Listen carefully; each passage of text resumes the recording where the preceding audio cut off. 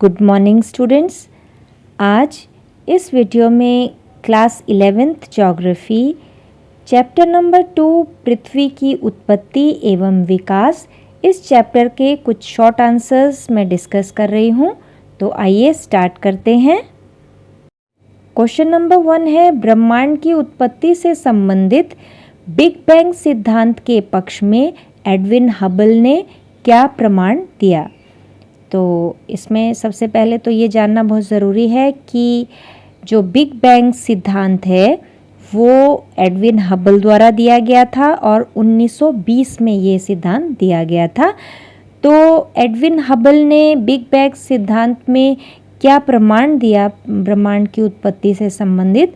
तो उत्तर है इसका, एडविन हबल ने प्रमाण दिया कि ब्रह्मांड का विस्तार हो रहा है, आकाशगंगाएं एक दूसरे से दूर हो रही हैं।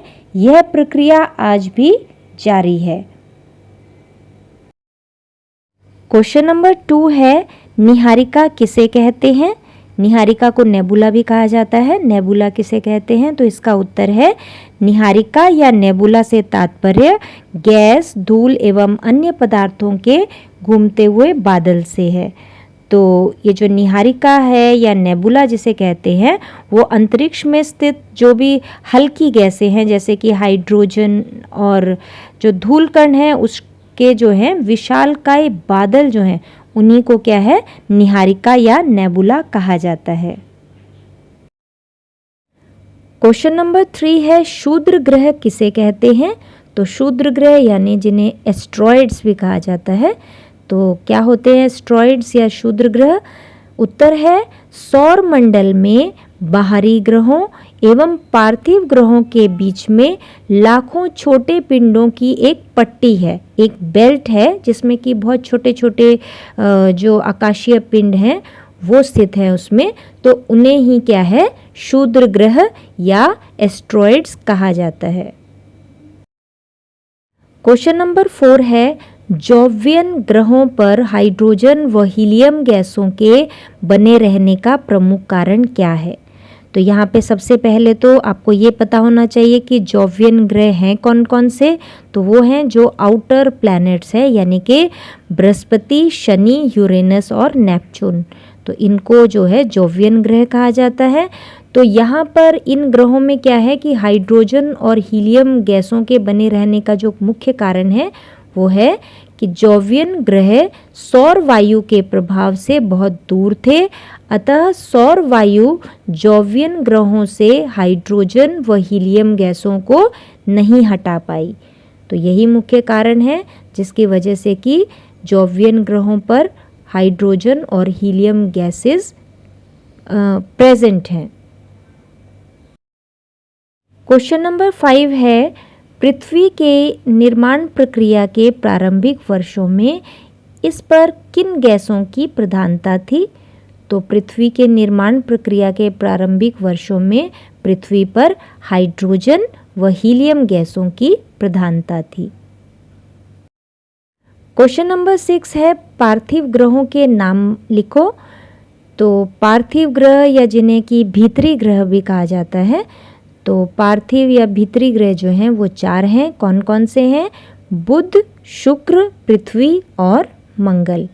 तो ये जो चारों ग्रह हैं इन्हें ही पार्थिव ग्रह या भीतरी ग्रह कहा जाता है।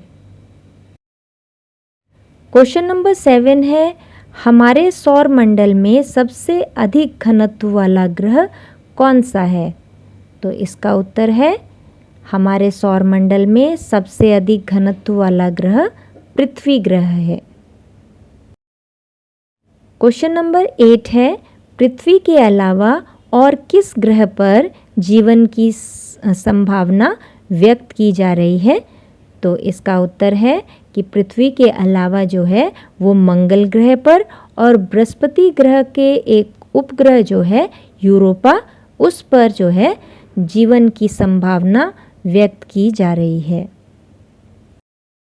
क्वेश्चन नंबर 9 है, सूर्य का प्रकाश पृथ्वी तक कितने समय में पहुंचता है। तो इसका उत्तर है 8.311 मिनट, यानी कि सूर्य के प्रकाश को पृथ्वी तक पहुंचने में 3 मिनट का समय लगता है। क्वेश्चन नंबर 10 है, आंतरिक ग्रहों को पार्थिव ग्रह क्यों कहते हैं या आंतरिक ग्रहों को पार्थिव ग्रह क्यों कहा जाता है।